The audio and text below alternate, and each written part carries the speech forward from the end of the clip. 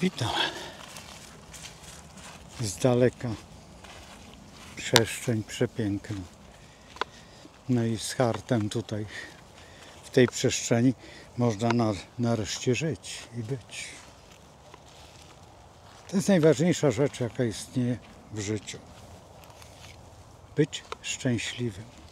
Być tam,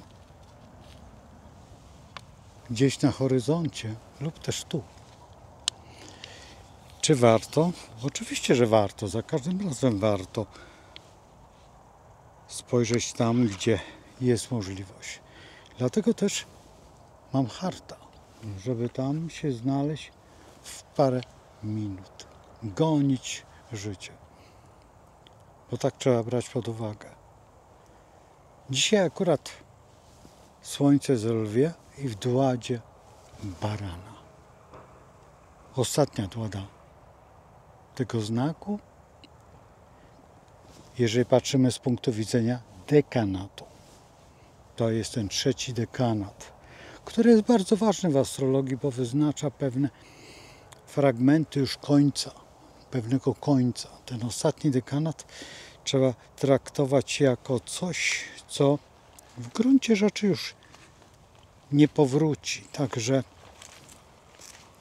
są 3 działania, a tutaj to trzecie działanie daje nam tą przestrzeń, w której my musimy funkcjonować.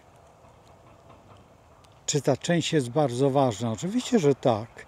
Dlaczego? Dlatego, że w ogóle baran ma dziwne zadania. Jest w tym samym trygonie, bo jest baran, lew i strzelec.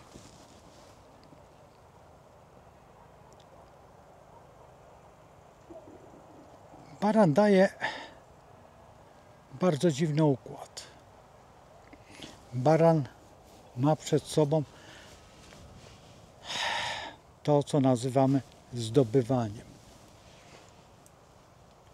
I teraz właśnie w tym momencie, kiedy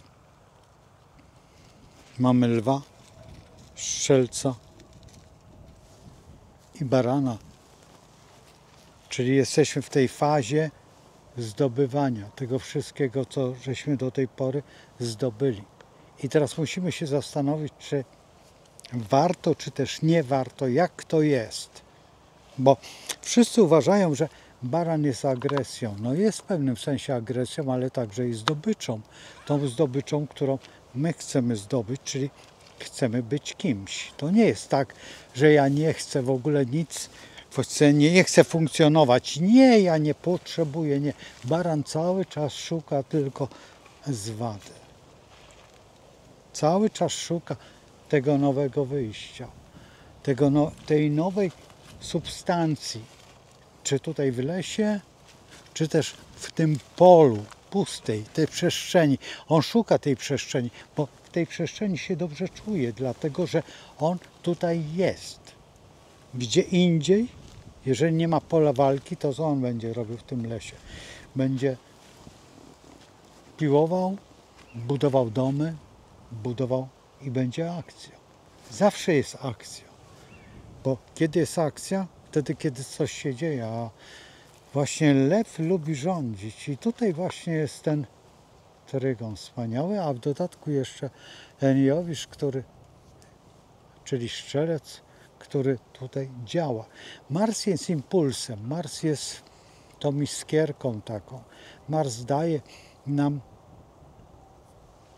ten zapał, tą adrenalinę. Lew z kolei żąda i pokazuje palcem, co masz robić. Teraz pytanie, czy lwy są mądre, czy nie. To zależy, w jakiej sam się urodził, bo tych lwów jest sporo, wbrew pozorom. No, każdy lew różni się od drugiego lwa i to w bardzo poważnym stopniu. I bardzo dobrze, że się różnią, bo gdyby się nie różniły, to by było tak trochę nudno, a tak to jest swobodnie, baletowo i wręcz, no chodź, jakoś tak imprezowo. Można by było powiedzieć, że idąc gdzieś w przestrzeń, nie mam celu, bo idę. Baran zawsze ma cel, a lew mu tam kazał. Czy baran jest sługą lwa? I tak i nie. To zależy w którym momencie. Każdy lew potrzebuje barana i każdy baran potrzebuje lwa. Bo czasami trzeba pomyśleć, to strzelec. W tym trygonie jest coś niezwykłego.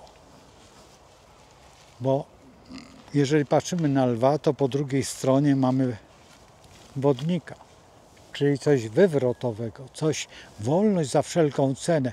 Rzucam tą pracę i idę sobie w pole, tam gdzieś na koniec i będę leżał i myślał, aż przyjdą gwiazdy i go połamie coś, no najbardziej ziemia go wyciągnie i będzie miał popularnego wilka. Albo usiądzie gdzieś na kamieniu, spocznie. Baran też lubi odpoczywać. Odpoczynkiem dla barana jest byk, a dla lwa następny znak to praca. Panna. Strzelec ma koziorożca. Zupełnie inne spojrzenie, dlatego że co wymyśli, musi zrealizować, musi znaleźć problem. A lew co robi? Boi się tego wodnika. No i w kwadraturze ma po jednej stronie byka, czyli jak zrobić i jak wyciągnąć money, a po drugiej stronie ma bank. Albo mu udzieli kredyt, albo się zadłuży i wtedy będzie tak, jak doktor Jaśkowski zawsze mówi, Wall Street. No i ma rację. Chylę czoła przed doktorem. To jest wspaniałe. Wall Street i nic więcej. Jeżeli patrzymy się na tą królewską wiedzę i nie astrologizujemy swojego życia, to tak jakbyśmy byli martwi. Jakbyśmy nie potrafili pojąć jednej rzeczy, że w gruncie rzeczy idziemy sobie gdzieś tyłem i nie obracając się nawet nie wiemy, co się dzieje gdzieś w tej przestrzeni. A przecież ta przestrzeń jest całkiem niedaleka. Ja wiem, ile to jest. Może 6 metrów, a może 4. To zależy, jaki mam dioptraż w okularach i jaką mam perspektywę. Gdybym miał lornetkę, obróciłbym, by było bardzo daleko, ale gdy przybliżę, to jestem bliżej niż mój palec. I widzę nawet brud za paznokciami, który u lwa często bywa, bo nabruździ sobie przez to rządzenie i potem cała historia jest w tym, żeby odkręcić to wszystko w prawidłową stronę, a nie zrobić z tego jakiś wytwór wyobraźni. No cóż, życie jest przede wszystkim jedną rzeczą, rozwojem. Rozwój jest tylko wtedy... Moja suczka się wybiera nie w tą stronę, co ja bym chciał.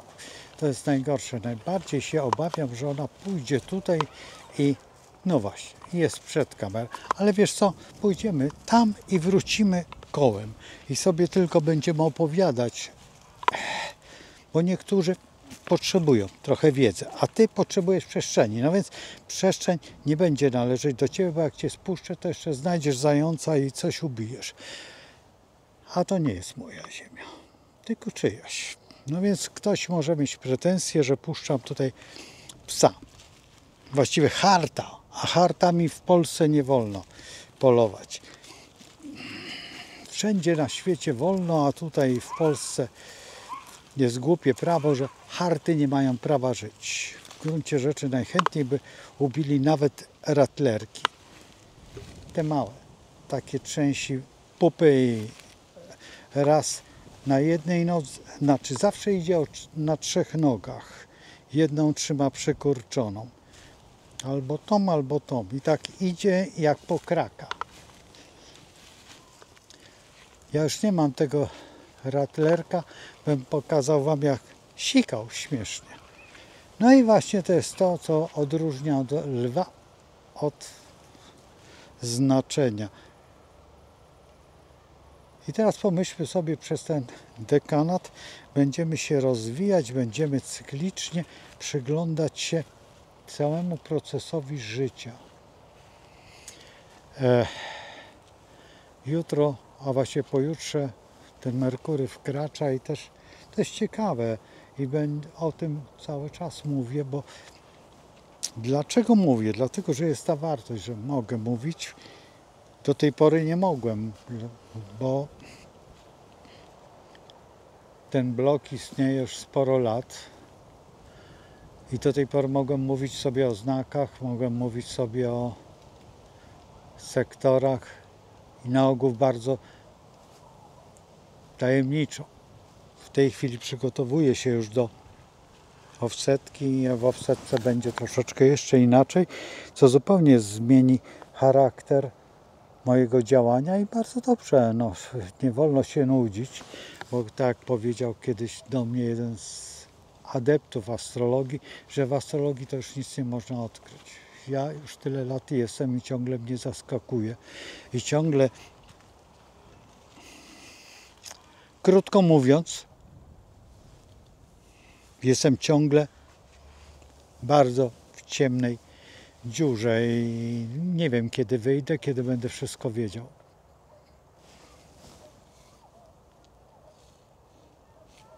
Przyglądam się, co to za ptaki tutaj fruwają, ale są to raczej gołębie. Bo tego myszołowa, te piórka, tylko takie duże piórko, może i tak. A, dziękuję za tą kukurydzę również. Nie mam zamiaru jej jeść ani kraść, bo po pierwsze nie znam tego człowieka, do którego należy to pole. Tutaj też jest kukurydza. Nie wiem, czy będzie widać, ale miejmy nadzieję. O, tutaj za mną. Nie wiem, widzieć tam, w tym kierunku. Ja przyszedłem tutaj ze względu na tą przestrzeń i rozważania przestrzeni. To jest najważniejsze, bo jest ta strefa komfortu, tam się gdzieś kończy. Jak dojdę, to poznam dalsze. Więc zawsze ta strefa komfortu była ograniczana. I dzisiaj to ograniczenie znowuż wraca. I ta strefa komfortu jest dla nas bardzo istotna i jest najważniejszym skutkiem naszego bycia i tego, co nazywamy, że jesteśmy. Bo jeżeli my nie przekroczymy tej strefy komfortu, to będziemy siedzieć w kratach, a właśnie tutaj ten rozłam pomiędzy panną a lwem, a potem wracamy do panny i możemy coś zrobić dla siebie, że możemy poznać inną wiedzę. A jeżeli poznamy tą inną wiedzę, będziemy wiedzieć dużo więcej i po to jest ta najważniejsza historia. Chodź tu! Dlaczego ty się zachowujesz tak nieładnie? Odchodzisz gdzieś od Pana. Nie kochasz Pana? No co? Nie kochasz? Przecież kochasz. Wiem o tym. Dzisiaj przytula się. I trzeba ją przytulać, bo no taka jest jej natura. Zresztą każdego pieska, którego miałem, a dzisiaj ona. Tutaj będziesz biegać, ale zimą. Będzie tu raj. A ona lubi zimno.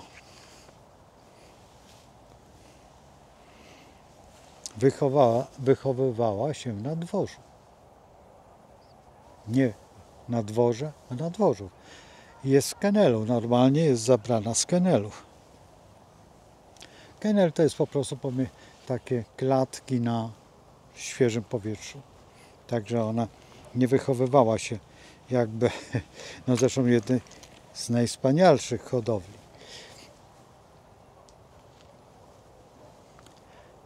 Ale to nie w tym rzecz, lecz rzecz jest w tym, żeby wam pokazać, gdzie jest początek, a gdzie koniec. Tam daleko jest gdzieś punkt. Ja jestem tu. Kiedy tam dojdę, to znaczy, że wyznaczyłem sobie cel. W tym celu jest to, żebym poznał dalej. Czy dalej mogę iść? Tak, bo jestem wolny. Ale ktoś chce zrobić właśnie 15 minut, tylko będę mógł maszerować, a po 15 minutach ktoś mnie przywiezie albo odwiezie. Jestem w tym wieku, że koniec w którym okresie jest. Zawsze mówię do moich kolegów, że bądź zawsze młodym. A do koleżanek nie róbcie z siebie babci. Bo kiedyś koleżanka do mnie powiedziała w ten sposób: wiesz, że jestem babcią. A ja myślałem, że młodą dziewczyną. Ach, też. No to gdzie ona ma tą strefę komfortu? Czy ja czuję się chłopakiem? Nie czuję się jeszcze mężczyzną. Dlaczego? Dlatego, że gdybym był mężczyzną, to bym musiał osiąść, a nie lubię. Mam jeszcze tą strefę komfortu, tam mogę pójść i zobaczyć. Mężczyzną tylko jestem wtedy, kiedy muszę coś zbudować. To wtedy jestem lwiasty. Dobrze, już Cię spuszczam. Proszę idź. I mężczyzna jest wtedy, kiedy podejmuje decyzję.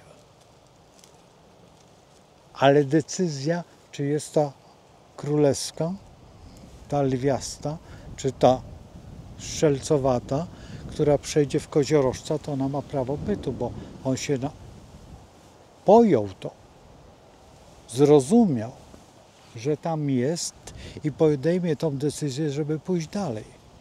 Czy lwu się chce? Nie.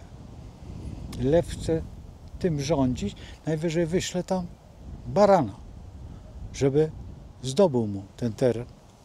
I to jest właśnie ten problem, o którym tutaj cały czas mówię, bo łatwo jest rozmawiać o tym, że wszystko jest jakby w jednym. Tak, w tym trygonie tylko. A co z kwadraturą? Skąd pieniądze? Co ja będę z tego miał? Jak będzie, kto będzie na mnie pracował? Czy ja sam zapracuję na siebie i na dom? Dzisiaj mężczyźni na ogół właśnie są smarkaczami, ponieważ nie potrafią podjąć tego, że są mężczyznami, ponieważ zarobki są zbyt niskie i dlatego też brak stabilizacji tworzy to, że nie mamy, a prokreacja to przecież lew. Bo przecież w raku mamy tylko ciążę, a potem już następny to jest prokreacja lwia i w tym momencie skąd potomkowie i nie ma tego, że umarł król. Niech żyje król! Nie słyszałem teraz ostatnio na weselach. Oj, będzie pogrzeb, będzie wesele. Pamiętacie, nawet taki film był, chyba jugosłowiański. Muszę go odnaleźć.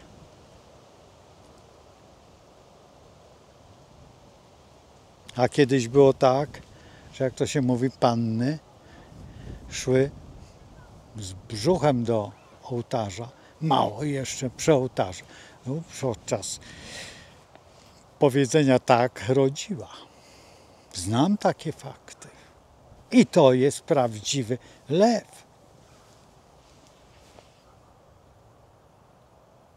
Może to śmieszne i takie nieetyczne, ale jednak tak było. A czy teraz tak jest? Teraz są razem 10 lat.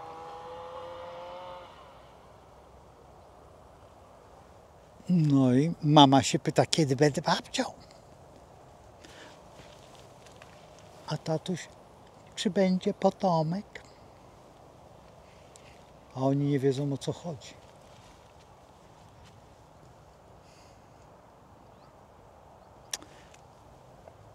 To jest właśnie ten moment. Dlaczego? Dlatego, że jest wodnik. I wodnik wytwarza tą dziwną naturę, taką wolnościową i każdy sobie rzepkę skrobie. O czym mówił, wiecie kto. I Tuwim, i Brzechwa, i kto by tam nie był. Wspólnie razem wyciągać brukiew każdy potrafi. Ale brukiew zlikwidowano i zastąpiono kukurydzą modyfikowaną. No i rośnie taka duża i niejadalna. I kto to je?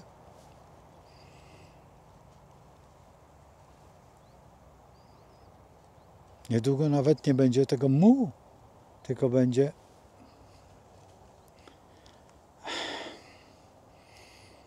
nie wiem jak, nie słychać tutaj. Bo kiedyś jak mieszkałem tam gdzieś na wsi, to było słychać re i takie skrzypki koników polnych. I lot trzmiela. Hachaturiana. To jest dopiero muzyka. Albo taniec szablami. To było świniobicie chyba. I kaszanka z wątróbką. Cieknie wam ślinka? To było jedzenie. Pamiętam, jak kaszę gotowano i tą wątróbkę od razu i taki krupniok.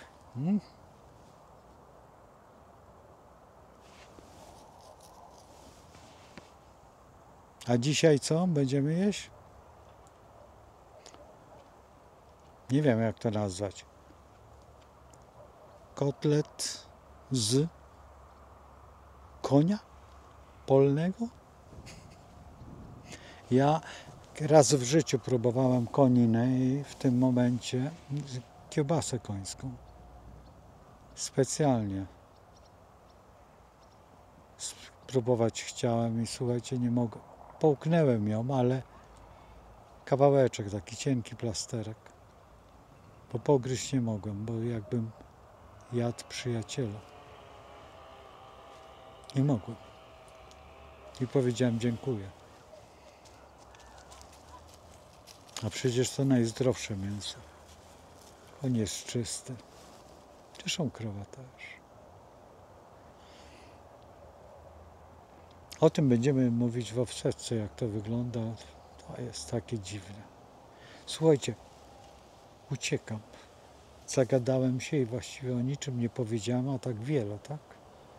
Napiszcie coś, cokolwiek. Ja zawsze mówię pod koniec, a nie na początku, bo szkoda czasu.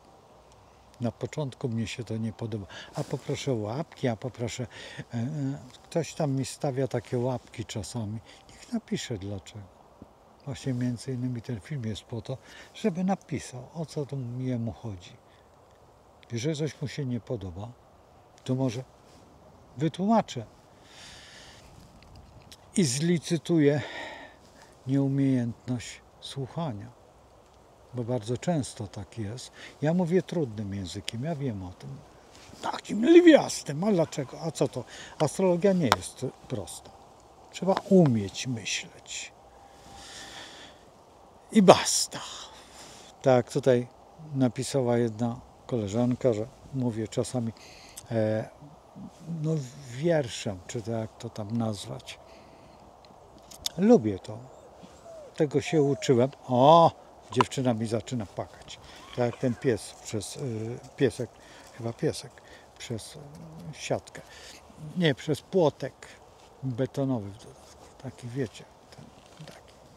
Nieładnie to wygląda. Ja siedziałem na siatce, a tam dalej jest płot. Może też kiedyś usiądę na tym płotku. Znaczy przy tym płotku. Albo obok tego płotka. Oj, polski język jest naprawdę trudny. Siedział diabeł na daszku, tak? I co tam robił?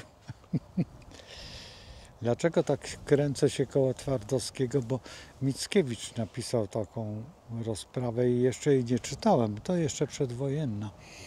To jest chyba Niemojewski albo ktoś inny. Nie pamiętam już kto. Zdobyłem tą książkę i będziemy omawiać te wszystkie książki po kolei. Zrobimy sobie taką godzinkę literatury. Też będziecie mogli wy dzwonić i rozmawiać na te tematy, bo to jest najważniejsze. No zobaczymy, jak to ruszy ta offsetka. Chciałbym po prostu aktywizować was. Po prostu. W tej myśli nie tyle astrologia jest piękną wiedzą, ja wiem, tylko nie każdy musi ją umieć i nie każdy musi ją znać, ale przynajmniej niech otworzy swoje szerokie horyzonty myślowe. I jestem na wsi. Kiedyś spotkałem człowieka, który... Co ona tam je? Hej, panna! Chyba korzonki. Jak płynąłem Dunajcem, to tam jest taki grota, czy tam taki mały domek i tam mieszkał mnich i właśnie też mówiono, że on się korzonkami żywił, a tam jeden góral mówi tak, od takiego, co tam zabijał zwierzątka i robił kiełbasy i kabanosy, takie cienkie, cieńsze. No więc takimi korzonkami się żywił. Ja na ogół, jeżeli ja, to jestem raczej bezmięsny. Ja jem, bo trzeba, ale jakoś tak najbardziej lubię sery.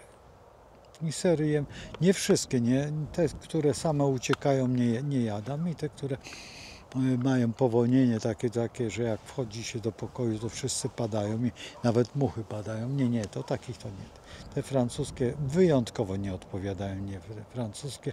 Lubię sery, najbardziej lubię. Teraz jest taki twarożek grani i sobie na razie go lubię. Zobaczymy, dopóki nie dołożą do niego jakiegoś takiej, nie zobaczę parę oczu i help, nie zmielili mnie do końca. Bo nie wiadomo, co będą dokładać do tego pożywienia. Ja już dzisiaj, jak kupuję nawet chleb, to czytam etykietę, czy tam nie jest dosypywane jakieś białko obce, jakaś delbeta. Bo nie wytrzymuję tego. Po prostu, przepraszam, ale słuchajcie, naprawdę kamufluję te wszystkie swoje obawy, ale uczulam was, w galaretkach już wiem, że tam czasami pływają jakieś niestworzone algi hodowane, no ale nie wiadomo, z czego to jest, czy jak wyciskają i one płaczą, czy jak je doją, nie wiem. No, pamiętacie, kiedyś była taka żużu, pszczółka i przed mają, jeszcze grubo wcześniej żużu i taki jeszcze tam coś je oprowadzali po ulach. Ja nie mogę tego znaleźć nawet na YouTubie. Świetna bajeczka. Ja bardzo bym chciał to jeszcze raz obejrzeć, bo potem był ten mózg, było sobie życie. Też świetna rzecz. Genialna wprost. Bardzo ładnie niektóre rzeczy wytłumaczyłem. Schodzę z tematu, słuchajcie, uciekam. Trzymajcie się. A ja, no cóż, nie przywitałem się, ale się żegnam. Do widzenia. Trzymajcie się. Z daleka. Ja tam mówiłem, ale nie było słychać.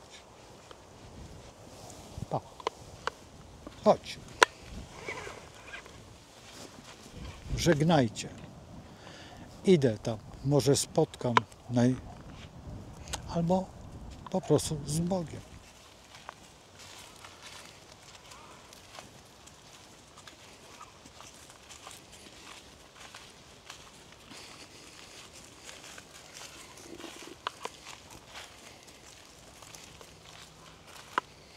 Chodź, chodź, chodź.